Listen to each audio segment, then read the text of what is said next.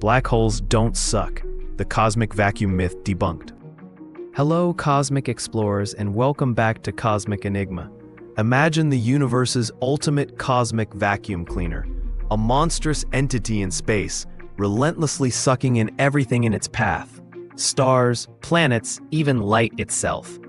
This is how many of us picture a black hole, right? A cosmic drain, an inescapable void that just sucks. It's a dramatic image, and it's certainly captivating. But this widely accepted idea, this picture of black holes as cosmic vacuum cleaners, is actually one of the biggest misconceptions in all of astrophysics. Black holes don't suck, not in the way you think. Today, we're going to bust this myth wide open.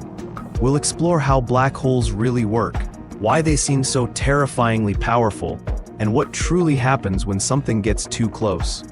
Get ready to rethink everything you thought you knew about these enigmatic giants of the cosmos.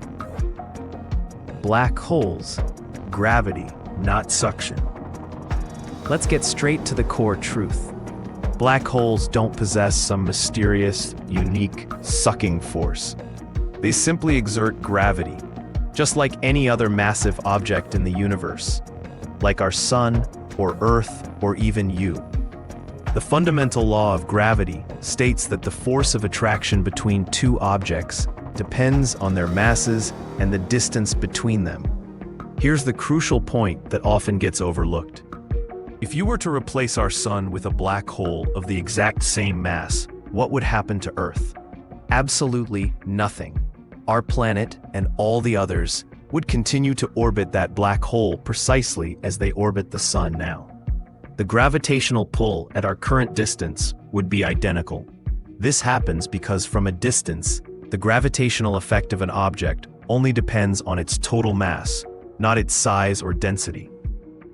So if they don't suck and their gravity isn't inherently stronger, why are black holes so famous for their immense pull? The answer lies in their extreme density. A black hole is formed when an enormous amount of mass, often several times that of our sun, is compressed into an incredibly tiny volume of space. This extreme compression means you can get much closer to the entire mass of a black hole than you ever could to a star of the same mass. And because gravity gets exponentially stronger the closer you get, that's where the real drama begins. The illusion of sucking, density, proximity, and tidal forces. So, if it's not sucking, what's going on? The intense effects we associate with black holes come from something called tidal forces. Imagine you're falling feet first towards a black hole.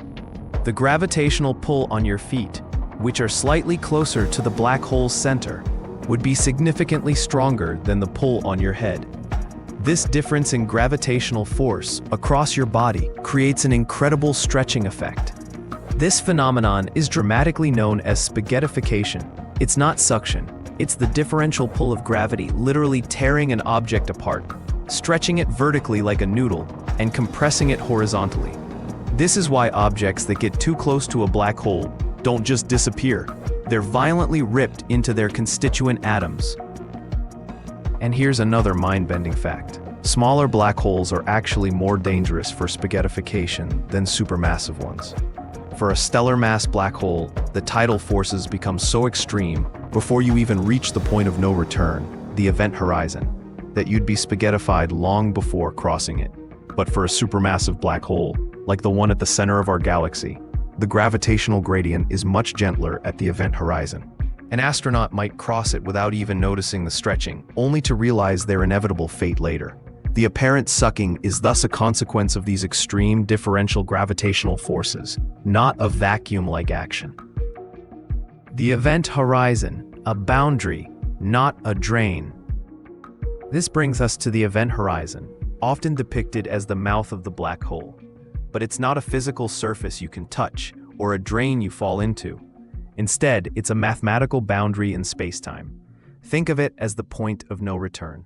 Once you cross the event horizon, the velocity required to escape the black hole's gravitational pull exceeds the speed of light, the ultimate cosmic speed limit. It's like being in a river that starts flowing faster and faster. Eventually, you reach a point where the river is flowing faster than you can paddle upstream. No matter how hard you try, you're inevitably carried downstream.